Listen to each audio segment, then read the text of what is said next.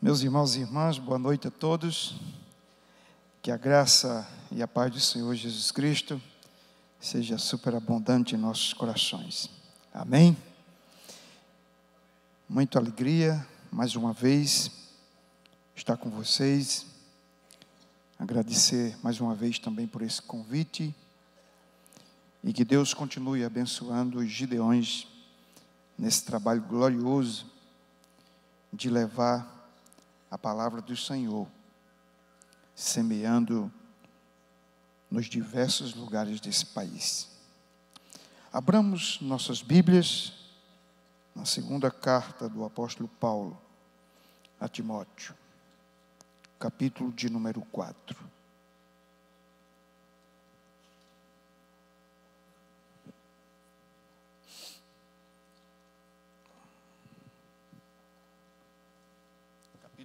Capítulo de número 4, carta do apóstolo Paulo.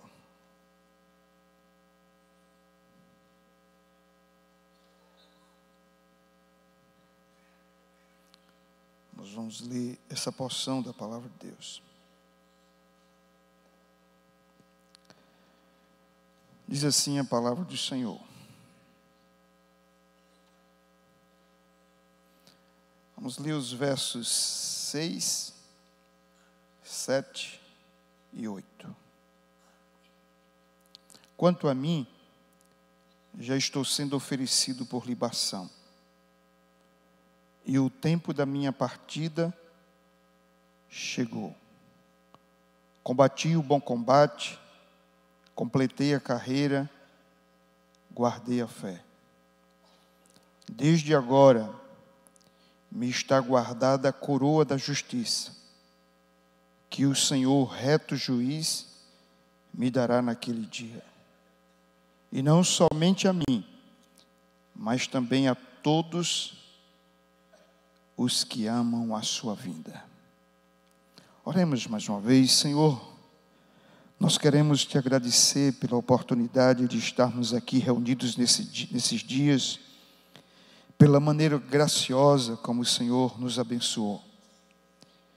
E nós, ó Deus, chegamos aqui nesse encerramento, certos de que grandes coisas o Senhor tem feito por nós. Mas desejamos, ó Deus, uma vez mais ouvir a Tua voz e te suplicamos que o Senhor, graciosamente, esteja iluminando as nossas mentes e nos fazendo entender as verdades da Tua palavra, a fim de que essas verdades se tornem penetrantes em nossos corações e venham a moldar a nossa vida aqui na terra.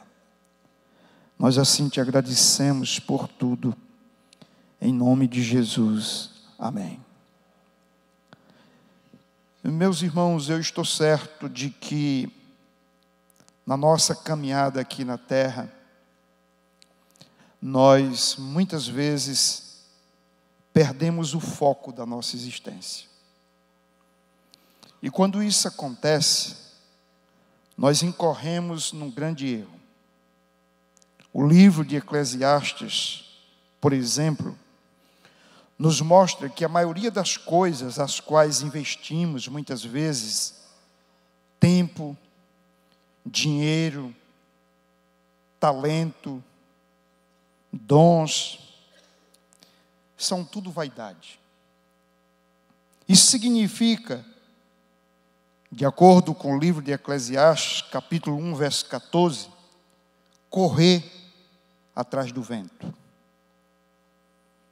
Ou seja, fazemos investimentos naquilo que não tem consistência. Ajuntamos tesouros na terra, onde a traça e a ferrugem os consomem.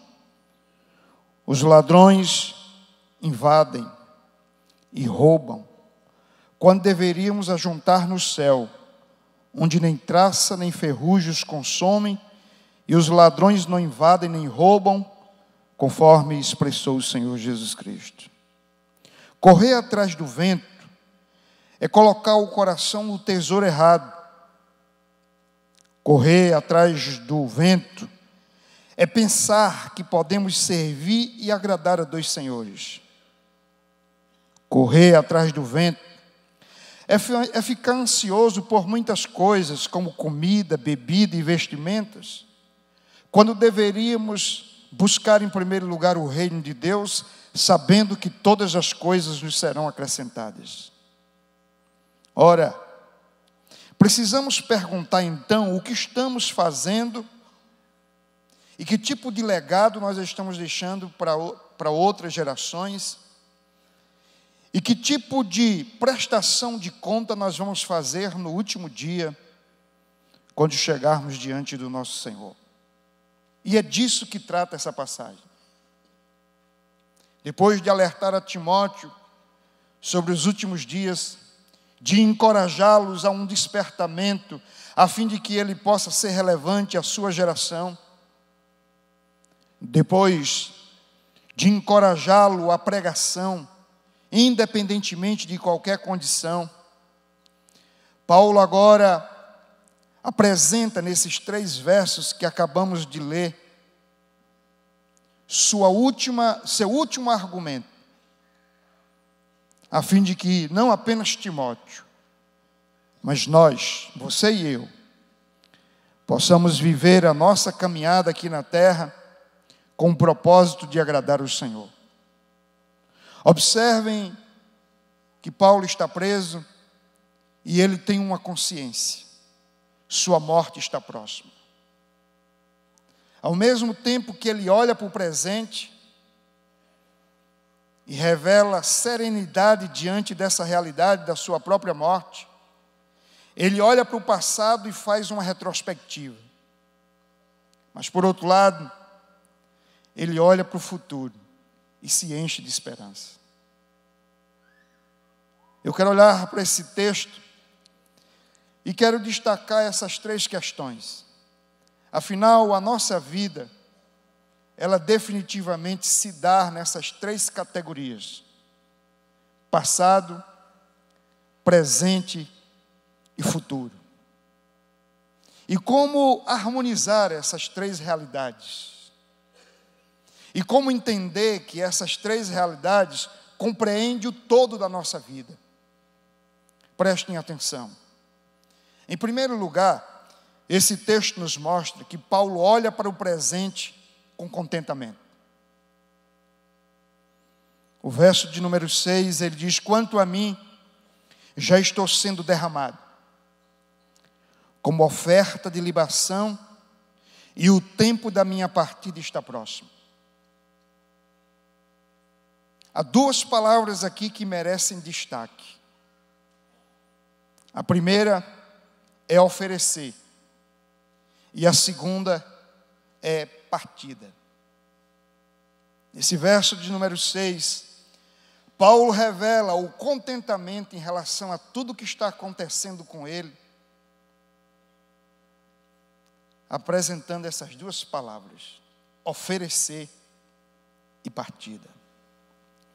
Por oferecer, Paulo quer dizer que sua vida está sendo oferecida a Deus como libação. De acordo com Números capítulo 15 e outros textos lá do Pentateuco, nós podemos ver que oferta de libação era uma das ofertas que caracterizava o sistema sacrificial do Velho Testamento. Era, portanto, um dos elementos do culto do Velho Testamento. E como é que isso acontecia? Às vezes o animal estava ali diante do altar, pronto para o holocausto, e alguém vinha e derramava sobre aquele animal vinho, uma bebida. Veja, o holocausto, o sacrifício, não era a bebida derramada, era o animal que estava sobre o altar. A bebida era uma oferta que se juntava ao sacrifício como expressão de culto a Deus. Paulo está dizendo que a sua vida é como essa bebida que está agora sendo derramada, sendo oferecida, juntando-se ao holocausto, isto é, ao sacrifício, ao Cristo que outrora havia sido morto. Ele diz: a minha morte não é motivo de depressão. A minha morte não é motivo de revolta. A minha morte é uma oferta. Eu estou me juntando ao sacrifício. Eu estou me juntando a Cristo, aquele que morreu por mim, como oferta a Deus. Assim como Cristo se ofereceu, eu também me ofereço. Em outras palavras, Paulo não se sente uma vítima do sistema. Ele está preso injustamente. Ele está prestes a ser sentenciado, a ser executado e, portanto, morto. Mas nele não há tristeza, nele não há revolta, amargura, depressão. Por uma razão: ninguém está tirando a sua vida, ele está ofertando a Deus. Afinal de contas, tudo que Paulo enfrentou e passou foi perfeitamente calculado. Ele chegou a dizer: olha, não me tentem frear, não me tentem impedir de caminhar, porque eu sei, segundo o Espírito Santo, que para onde eu vou, o que me espera são tribulações e perseguições. Portanto, Paulo não fugia disso, pelo contrário, Paulo sabia disso.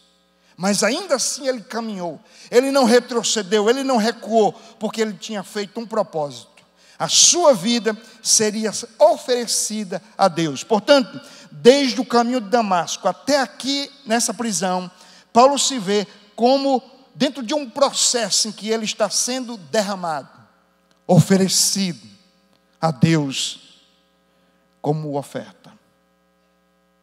E meus irmãos, aí você entende então, porque ninguém conseguia fazer esse homem parar. Porque para Paulo, o viver é Cristo e o morrer é lucro. Porque para Paulo, o sentido da existência é se ela está sendo inteiramente dedicada a Deus. E aí você encontra a segunda palavra.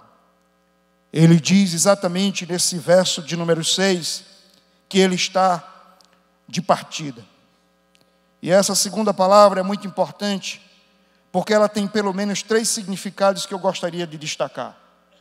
O primeiro delas é exatamente a ideia de levantar âncora e navegar.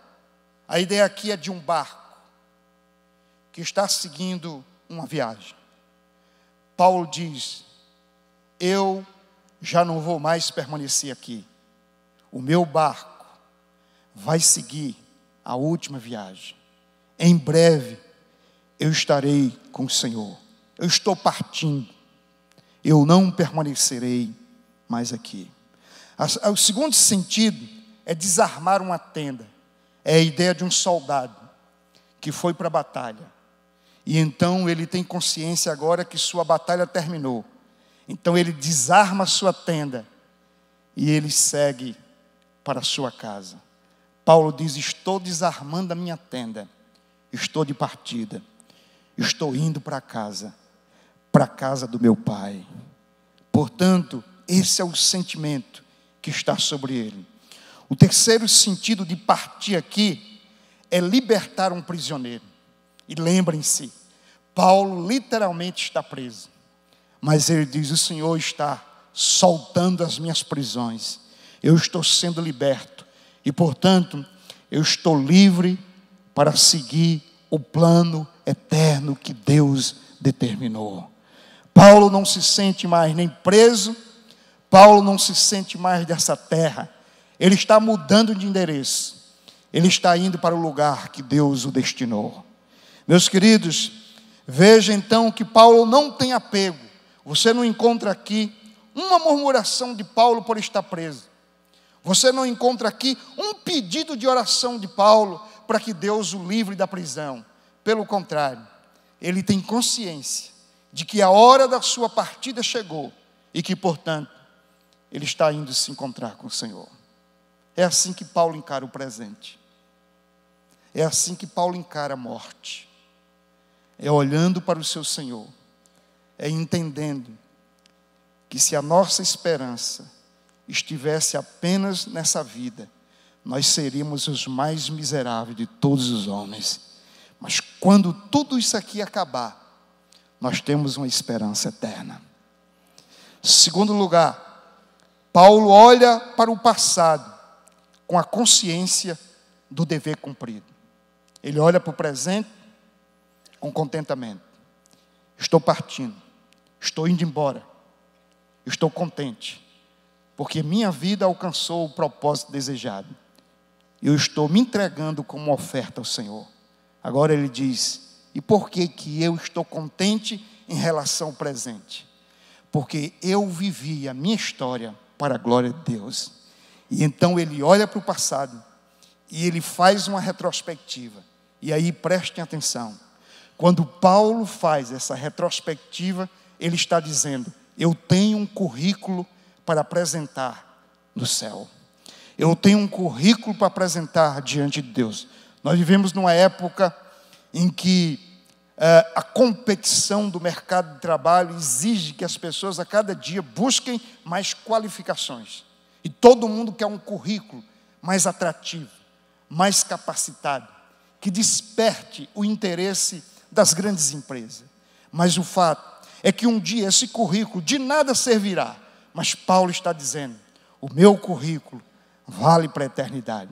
E por que esse currículo, ou por que essa história, essa retrospectiva da vida de Paulo, o enche de coragem para apresentá-lo diante de Deus? Ele aqui usa 3 argumentos no verso 7. Combati o bom combate, terminei a carreira, guardei a fé. Quero que vocês observem que Paulo aqui, de alguma maneira, está usando 3 metáforas. A primeira é de um soldado que foi para a batalha. A segunda é de um atleta que se preparou para correr a carreira nos Jogos Olímpicos. E a terceira é de um mordomo, de um agricultor, de um administrador, que lançou mão da semente que colheu, ou do depósito que foi entregue pelo seu Senhor, e o preservou e o guardou. Então, examinemos a primeira expressão: combati o bom combate. Observe aqui que, apesar de todas as lutas, Paulo batiza esse combate de bom combate. Eu tenho encontrado muita gente decepcionada com a igreja, muitos pastores decepcionados com o ministério. Mas, meus irmãos, quando a gente olha para Paulo, ele batiza o ministério que ele vivenciou, o combate que ele recebeu de Deus, de bom combate. O combate que Deus colocou para nós não pode ser um jugo indesejável, não pode ser uma canseira insuportável, não pode ser um fardo indesejável.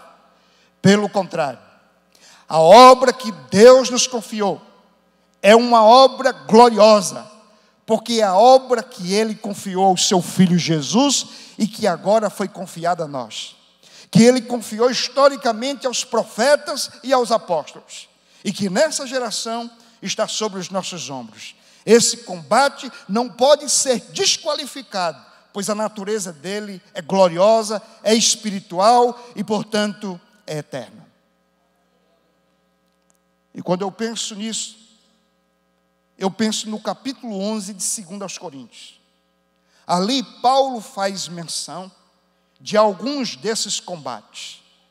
E lá no verso 24 até o 29, ele diz o seguinte: 5 vezes recebi dos judeus 39 chicotadas. 3 vezes fui espancado com varas. 1 vez apedrejado. 3 vezes sofri naufrágios. Passei um dia e uma noite em mar aberto. Muitas vezes passei por perigos e viagens, perigos e rios, perigos entre bandidos, perigos entre os do meu próprio povo, perigos entre gentios, perigos na cidade, perigos no deserto, perigos no mar, perigo entre os falsos irmãos. Em trabalho e cansaço, muitas vezes em noites sem dormir, com fome e com sede, muitas vezes sem comida, com frio e com falta de roupas. Além de outras coisas, ainda pesa diariamente sobre mim a preocupação com todas as igrejas. Quem se enfraquece, que eu também não me enfraqueça. Quem se escandaliza, que eu também não fique indignado. A verdade é que ao lermos essa passagem, nós percebemos que isso aqui é apenas uma demonstração daquilo que Paulo passou. Esse homem combateu contra principados e potestades. Combateu contra as heresias que tentavam desqualificar o evangelho. Combateu contra falsos profetas. Combateu contra o desânimo das igrejas, muitas vezes. Combateu contra tudo e contra todos em muitas ocasiões. Enfrentou o império, a inimizade do judaísmo, os ataques dos gnósticos. Mas em todas as coisas, esse homem se manteve firme, porque ele sabia que o combate que ele estava travando não era seu, era do Senhor. E ele encarou isso com toda firmeza e determinação.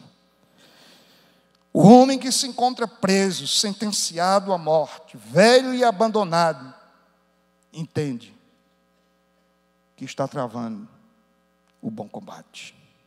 Portanto, meus irmãos, a consciência de Paulo é de um soldado vitorioso, que guerreou sem desfalecer, sem desistir da luta, sem esmorecer, que lutou o bom combate. Você precisa saber qual é o seu combate. Contra quem você está combatendo? Contra carne e sangue? Ou contra principados e potestades? Que soldado é você? Você reclama da luta ou você a abraçou e está disposto a morrer por ela? Essa é a reflexão que isso nos traz. Mas há uma segunda expressão. Paulo diz: terminei a carreira. Ele está certo que vai morrer, cumpriu a sua missão, e que os anos de vida que ele viveu aqui foi de fato para a glória de Deus. Em Paulo não há arrependimento. Ele começaria tudo de novo. Ele iria para a Macedônia, ele aceitaria o apostolado que o Senhor deu no caminho de Damasco.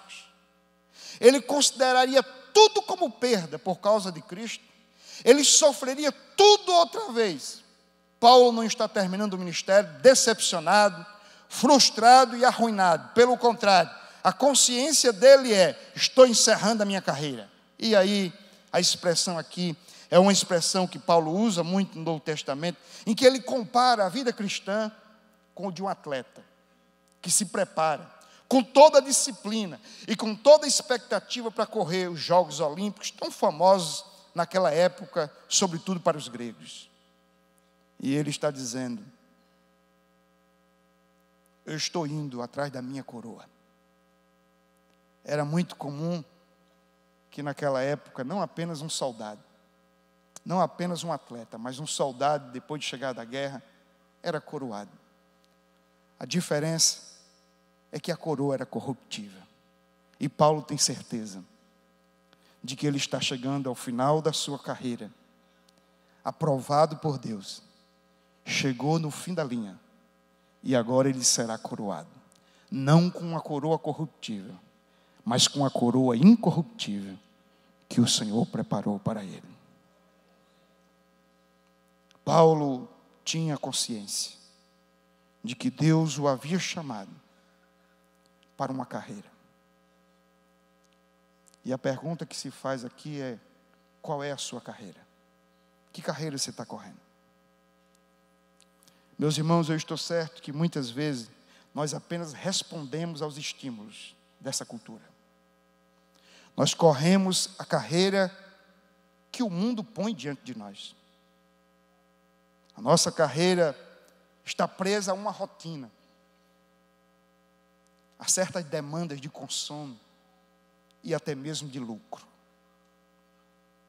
Mas Paulo entendia que nós não devemos correr a carreira de acordo com a agenda desse mundo, mas nós devemos correr a carreira de acordo com a agenda de Deus. Uma outra pergunta é: que tipo de carreira você está correndo? É a carreira que Deus tem para você, ou a carreira que Deus tem para o outro? Tem muita gente querendo correr a carreira do outro. Tem muita gente querendo ser o que o outro é. Mas tudo que você tem que ser é aquilo que Deus determinou no seu propósito para você ser e para você fazer. O seu ministério é o seu ministério. Basta que você o cumpra fielmente e você poderá chegar ao final de tudo dizendo como Paulo: terminei a carreira, não a carreira que eu escolhi, não a carreira que o mundo propôs, não a carreira que eu vi no outro, mas a carreira que o Senhor me deu, de acordo com os dons que Ele colocou na minha vida. Caso contrário, você vai se frustrar e vai fracassar. Imagine um senhor de 80 anos querendo correr a carreira de um jovem de 18. Não vai dar certo. Você tem que correr a sua carreira. A outra coisa que Paulo diz é que ele guardou a fé. E aqui ele aparece como um mordomo, sobre quem o Senhor lhe confiou um tesouro, mas que ele diz: eu guardei. A palavra fé aqui, normalmente é vista pelos intérpretes como ato de lealdade, de fidelidade.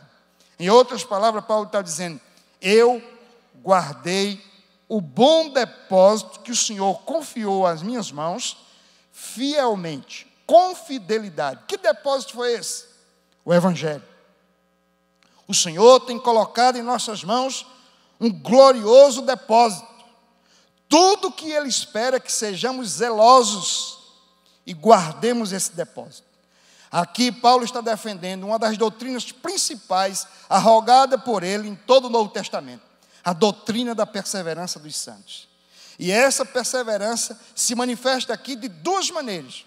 Primeiro, ele está dizendo: eu guardei a minha fé. Como um cristão, eu cheguei ao final sã e salvo, guardado pela graça, sustentado pelo poder do Espírito Santo. Mas agora, ele também está dizendo: eu guardei o meu apostolado. O ministério que o Senhor me deu não se perdeu em meio à caminhada. Eu guardei o meu ministério. E guardar o ministério ali era guardar o depósito, o Evangelho, a doutrina. Nesse mundo em que muitos não queriam mais a sã doutrina, trocavam a doutrina por doutrina de demônio, Paulo está dizendo: eu estou terminando como comecei. Não fui infiel à visão celestial. Guardei o bom depósito que o Senhor confiou em minhas mãos. Meus irmãos, eu tenho andado por aí e às vezes eu penso que as pessoas estão falando de um evangelho que definitivamente não é o evangelho de Cristo. Paulo, escrevendo aos Gálatas, diz o seguinte: ainda que um anjo desça do céu e pregue um outro evangelho, seja anátema.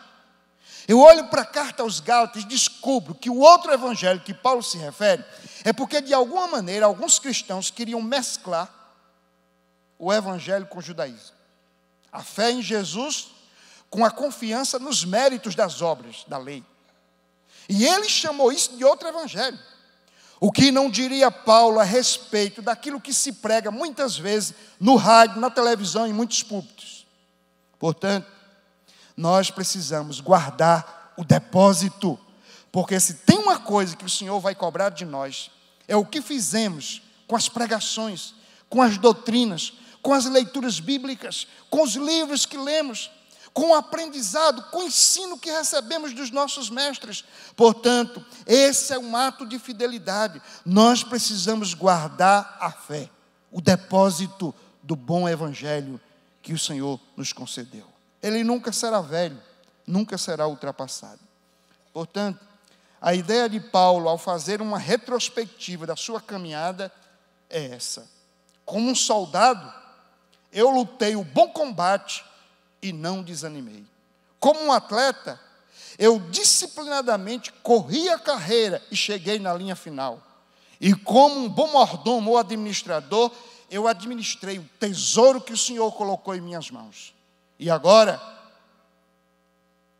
diante dessa retrospectiva, eu sei que cumpri o meu ministério. Agora eu olho para o futuro. Minha vida está sendo ofertada E agora eu olho para o futuro. E essa é a terceira coisa que nós encontramos aqui. Paulo olha para o futuro com uma esperança inconfundível. Amém? Olha o verso 8. Desde agora, a coroa da justiça me está reservada, a qual o Senhor justo juiz me dará naquele dia. E não somente a mim, mas a todos os que amarem a sua vinda. Amém. Meus queridos, é fato que esse mundo se tornou muito bom. E ele se tornou muito atrativo.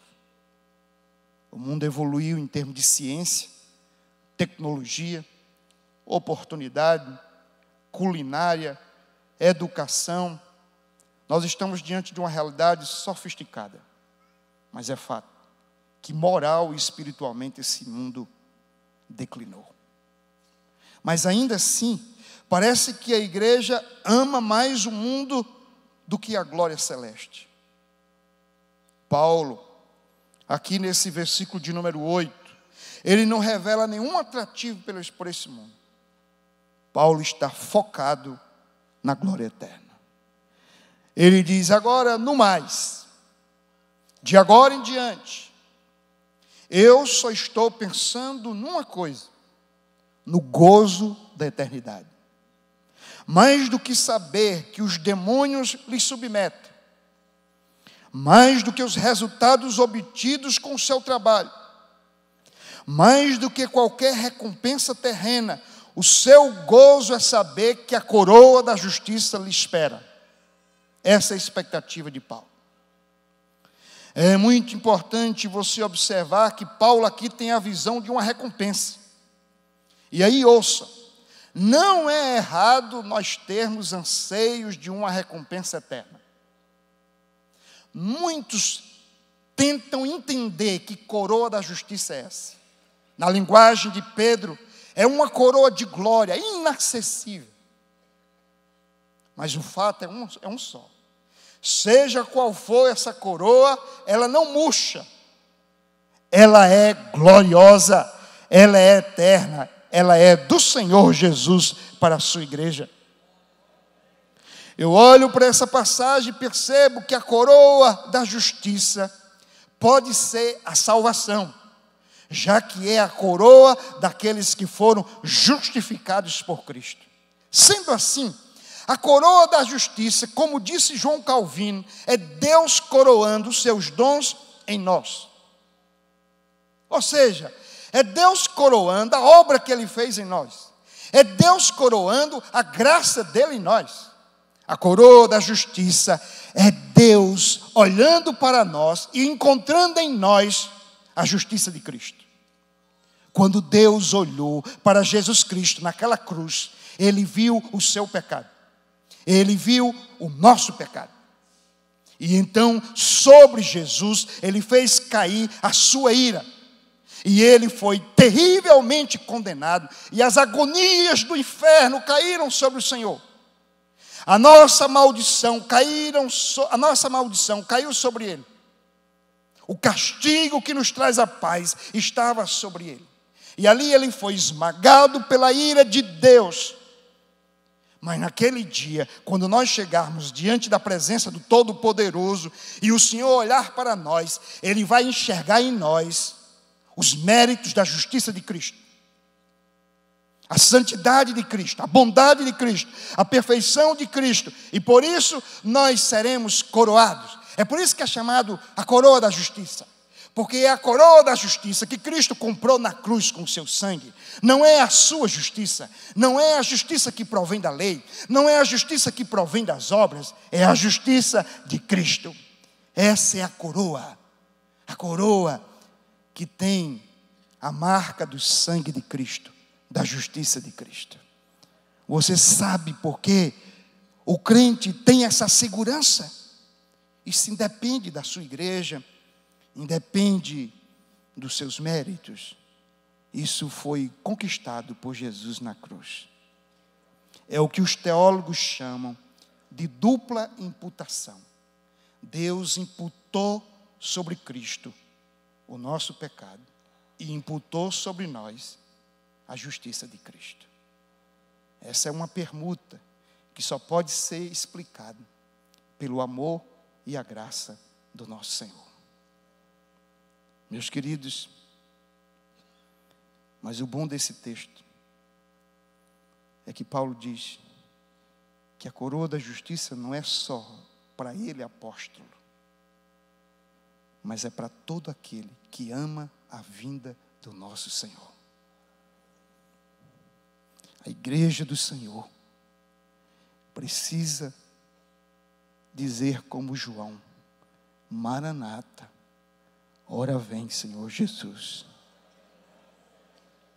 Quando você lê as cartas de Paulo, você percebe que há um anseio no coração desse homem. Ele anseia o céu. Na carta aos Filipenses ele diz: eu estou sendo pressionado de um lado e de outro.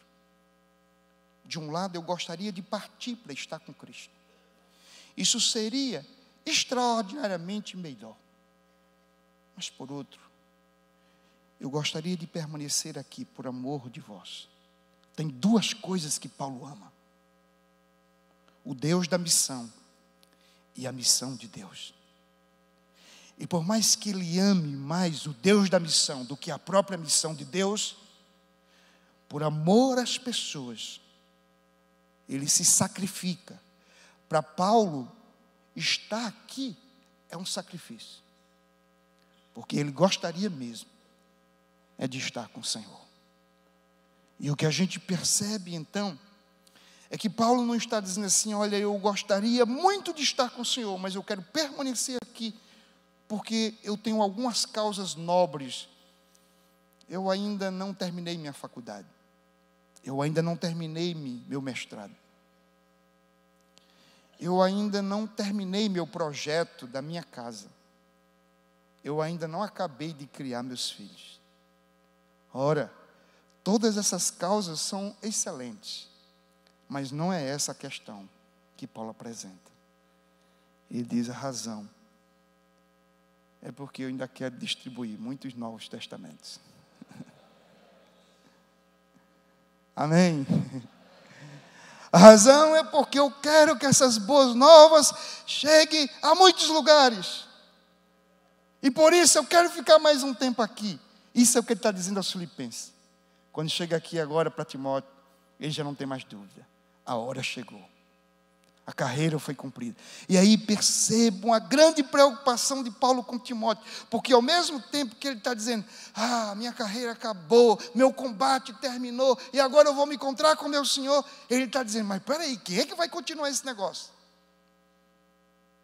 E ele diz: Timóteo, vá adiante. Esses dias aqui houve uma homenagem a 94 desses homens e mulheres que partiram já para estar com o Senhor. E o fato, meus queridos, é que toda vez que alguém parte, alguém precisa continuar esse trabalho. Um dia nós vamos partir. Uma geração vai embora e uma outra geração nasce. E convém que quando uma geração for embora, uma outra geração esteja mais comprometida do que a anterior. É preciso passar a tocha, é preciso passar o bastão. E é isso que Paulo está fazendo aqui. Então, o que é que a gente tem que fazer? Primeiro, é dever nosso viver e morrer como uma oferta derramada diante do altar do Senhor.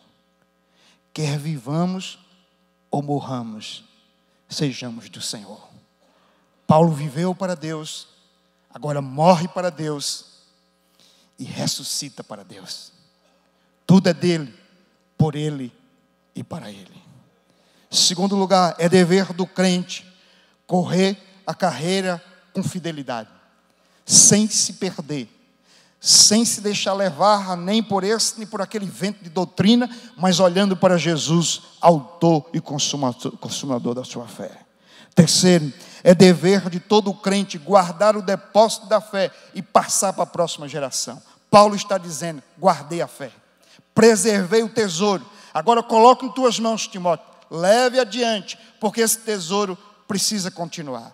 Se pudéssemos aqui levantar nomes que no decorrer desses 20 séculos da história da igreja, nós viríamos que homens e mulheres trouxeram o legado da fé até aqui. Nós não sabemos quando Jesus vai voltar, mas convém que quando Ele voltar, o legado da fé que está em nossas mãos esteja na geração posterior.